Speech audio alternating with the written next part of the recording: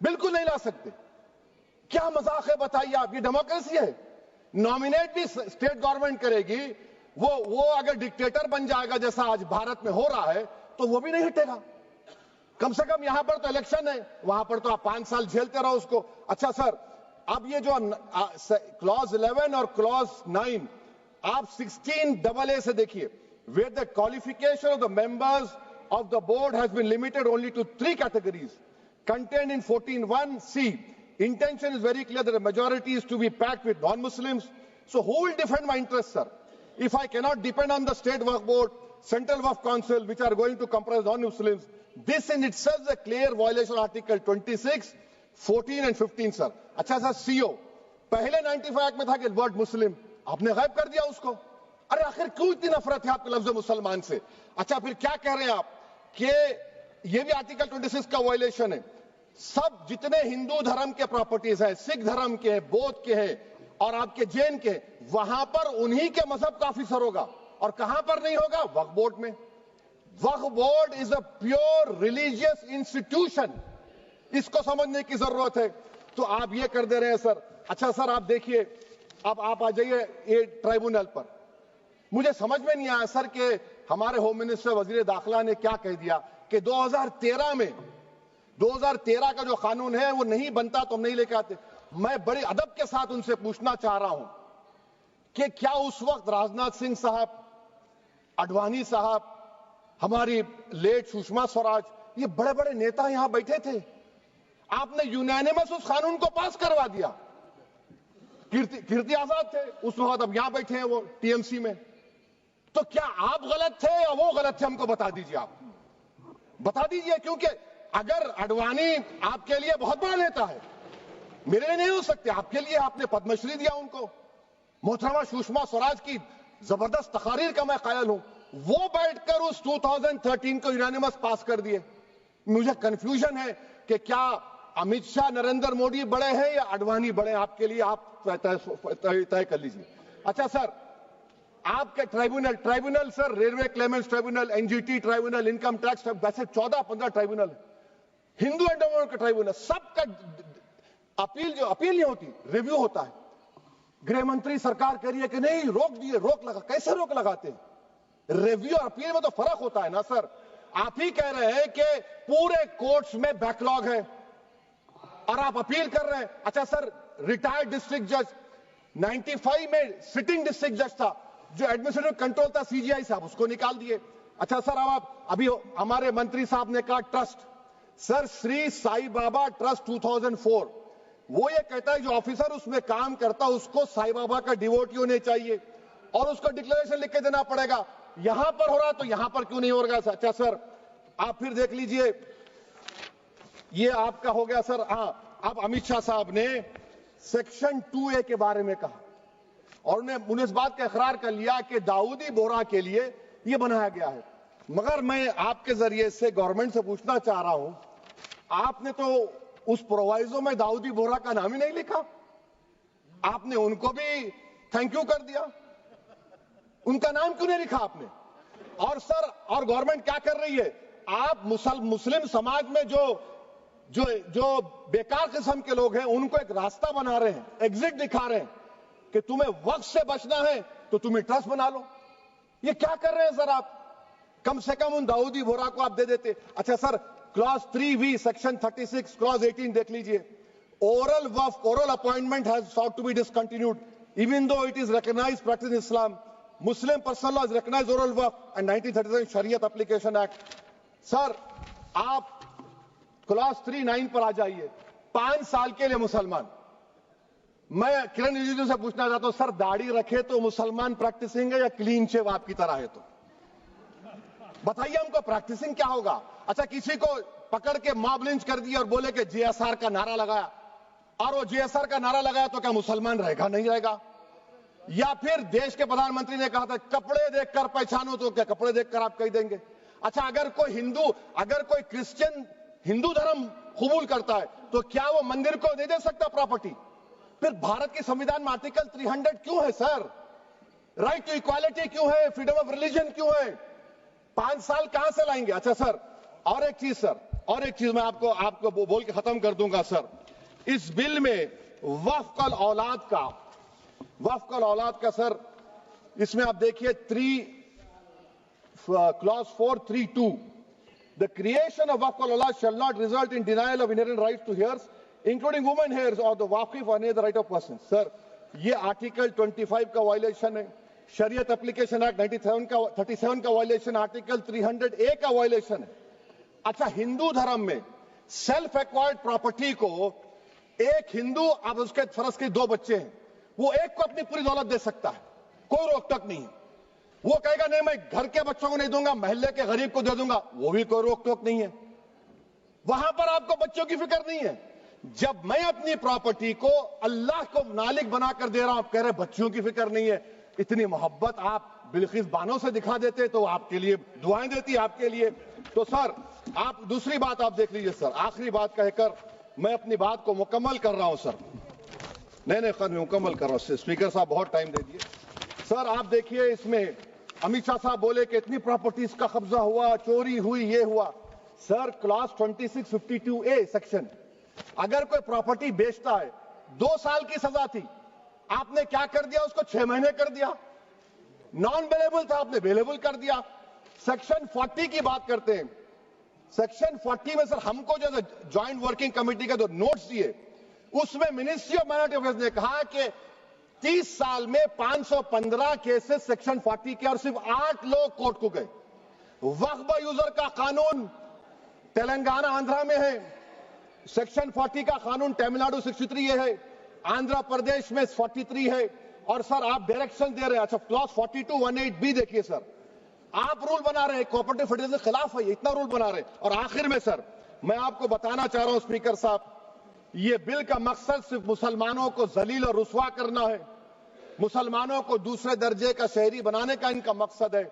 Sir अगर आप history को पढ़ेंगे तो महात्मा गांधी उस वक्त के व्हाइट अफ्रीका में सफेद फार्म अफ्रीका के कानून को महात्मा गांधी ने कहा था कि ये मेरा कॉन्शियंस इसको मानता नहीं है, मैं इस कानून को कबूल नहीं करता हूं। तो महात्मा गांधी ने क्या किया, उन्होंने उस कानून को फाड़ दिया। तो मैं गांधी की तरह इस कानून को फाड़ता हूं। ये अनकॉन्स्टिट्यूशनल है सर।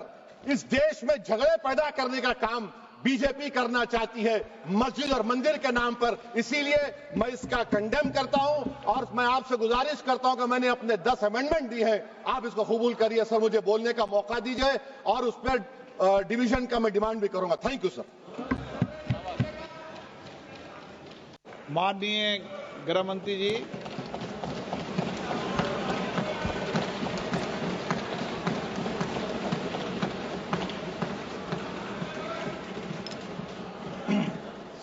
माननीय अध्यक्ष जी, आज जो मेरे साथी मंत्री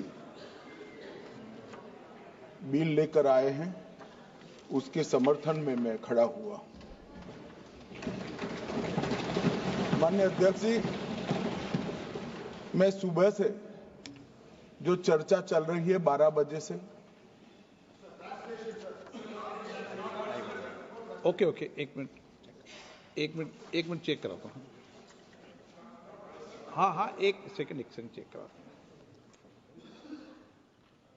1 सेकंड में करा रहे हैं, चेक करा रहे हैं। माननीय अध्यक्ष जी, 2 मिनट लगता है कभी। सुबह से जो चर्चा चल रही है उसको मैंने बारीकी से सुना है। मुझे लगता है या तो निर्दोष भाव से या तो राजनीतिक कारणों से ढेर सारी भ्रांतियां कई सदस्यों के मन में भी है और कई सारी भ्रांतियां सदन के माध्यम से, आपके माध्यम से पूरे देश भर में फैलाने का प्रयास भी हो रहा है।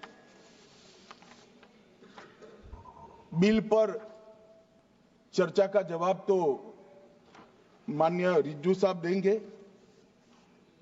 मैं कुछ बातें यहां रखी है, इसको मेरी समझ के हिसाब से क्लैरिफाई करने का जरूर प्रयास करूंगा। माननीय, ये वक्त एक अरबी शब्द है। वक्त का इतिहास मान्यवर कुछ हदीसों से जुड़ा हुआ मिलता है।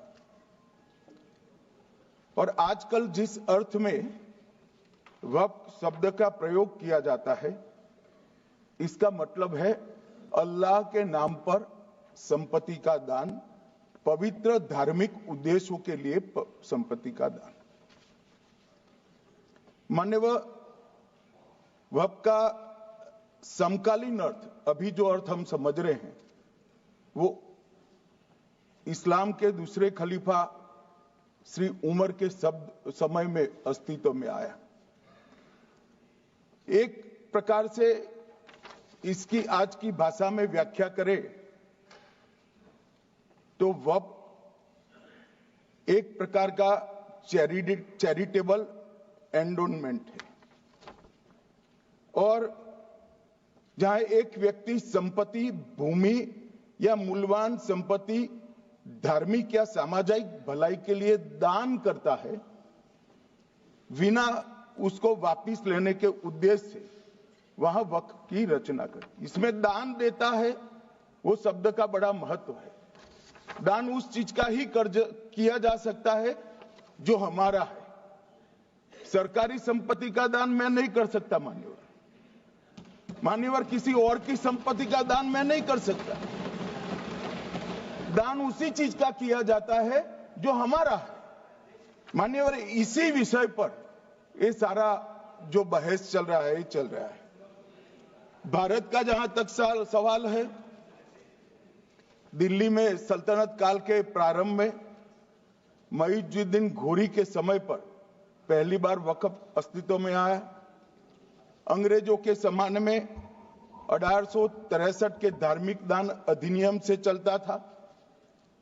बाद में चैरिटेबल प्रॉपर्टीज एक्ट 1890 से चला। उसके बाद 1913 में मुसलमान वक्फ वैलिडेटिंग एक्ट अस्तित्व में आया। तब तक ये सारी प्रक्रियाएं चैरिटेबल एक्ट के तहत चलती थी। मान्यवर, आजादी के बाद वही एक्ट को 1954 में वक्फ के केंद्रीकरण के लिए बदला गया। 95 में वक्फ न्याय अधिकरण और वक्फ बोर्डों की स्थापना की। अब ध्यान से सुनिएगा मान्यवर, वक्फ परिषद और वक्फ बोर्ड ये 1995 से आए। ये पूरा झगड़ा जो चल रहा है, आपने नॉन हिंदू को रख दिया और नॉन मुस्लिम को रख दिया, गैर मुस्लिम को रखा। वो झगड़ा वक्फ में दखल करने का है। पहले तो वक्फ में कोई गैर इस्लामिक सदस्य आएगा ही नहीं, ये स्पष्टता समझ लीजिए। ना मुतवल्ली गैर इस्लामिक होगा, ना वाकिफ गैर इस्लामिक होगा। मान्यवर, वहां कोई प्रोविजन नहीं है। जो धार्मिक संस्थाओं का संचालन करते हैं, उसमें कोई गैर मुस्लिम व्यक्ति रखने का प्रावधान किया भी नहीं है, हम करना भी नहीं चाहते हैं मान्यवर। इसलिए जो बड़े बड़े भाषण करते हैं कि समानता का अधिकार चला गया, दो धर्मों के बीच में समानता नहीं रही, मुसलमानों के धार्मिक अधिकारों के बीच में दखल खड़ी हो जाएगी, कुछ नहीं होने वाला मान्यवर। इस दृष्टि से देखें तो 1995 तक वक्फ की काउंसिल और वक्फ बोर्ड था ही नहीं, वो तो 95 से आया। और मान्यवर, ये जो भ्रम खड़ा किया जाता है कि ये एक्ट मुस्लिम भाइयों के धार्मिक क्रियाकलापों के अंदर, उनके दान की हुई संपत्ति के अंदर दखल करने का है, ये बहुत बड़ी भ्रांति फैलाकर, माइनॉरिटी को डराकर अपनी वोट बैंक खड़ी करने के लिए किया जा रहा है मान्यवर। कहां पर गैर मुस्लिम सदस्य रखे जाएंगे? मुस्लिम ट्रस्ट अब तक के जो है उसको हमने इस जो माफ करना, कई सारे ऐसे मुसलमान भाई हैं जो वक्फ के कानून को अंदर दायरे में आना नहीं चाहते। मुझे मिले थे वोरा समाज वाले, वोरा समाज है, अहमदिया है, कई सारे ऐसे समुदाय हैं, सिया भी है, पसमंदाओं के भी कुछ ट्रस्ट हैं। वो सभी को मैं एक आनंद का समाचार देना चाहता हूं, अब मुसलमान भी ट्रस्ट एक्ट के अंदर अपना ट्रस्ट रजिस्टर करा सकता है। इसके लिए कंपलसरी नहीं है कि वो वक्फ के कानून में भी जाए, चैरिटी कमिश्नर एक्ट के तहत वो करने वाला है। मान्यवर, भूमि के रिकॉर्ड का कार्यालय होगा, समाचार पत्र और क्षेत्रीय भाषाओं में इसकी एडवर्टाइज दी जाएगी। ढेर सारे प्रावधान मान्यवर इसके अंदर किए हैं। महिला, सिया, पसमंदा, वोरा, अहमदिया, उनका हमने समावेश किया ही है। और उन्होंने कहा, मैं सुन रहा था, मान्यवर एक फैशन हो गई, राम जन्मभूमि का मंदिर बनाने की बात आई तो इस देश के अंदर खून की नदियां बह जाएगी, मुसलमान रोड पर आ जाएगा, मुसलमानों का ये हो जाएगा, वो ट्रिपल तलाक, फिर से डर, सीए आया कि मुसलमानों की नागरिकता चली जाएगी। जिन जिन ने भाषण किया है, एक मुसलमान की नागरिकता गई है तो बता दो। मुसलमान भी जानता है। और मैं तो आपके माध्यम से देश के मुसलमानों को अपील करना चाहता हूं, मान्यवर, मैंने बहुत झेला है। ये कहते थे कि सीए कानून मुसलमानों की नागरिकता लेने 2 साल हो गए, एक भी मुसलमान की नागरिकता गई है तो सदन के पटल पर रखी। कितना झूठ फैलाया इन्होंने। मान्यवर, धारा 370 हटाई, ये कह रहे थे मुसलमानों का ये हो जाएगा, वो हो जाएगा, फिर से उमर अब्दुल्ला जीत कर आज शासन कर रहे हैं। आतंकवाद समाप्त हो गया, विकास शुरू हो गया, पर्यटन बढ़ गया। मान्यवर, एक कांग्रेस पार्टी और उसके साथियों ने मुसलमान भाइयों को डरा डरा कर अपनी वोट बैंक खड़ी करने का काम किया। हम नहीं डरा रहे मुसलमानों को, आप डरा रहे हो भाई। आप कह रहे हो ये हो जाएगा। मैं कहता हूं इस देश के नागरिक को किसी भी धर्म का हो कोई आंच नहीं आएगी। मान्यवर, ये नरेंद्र मोदी सरकार का सरकार। मान्यवर,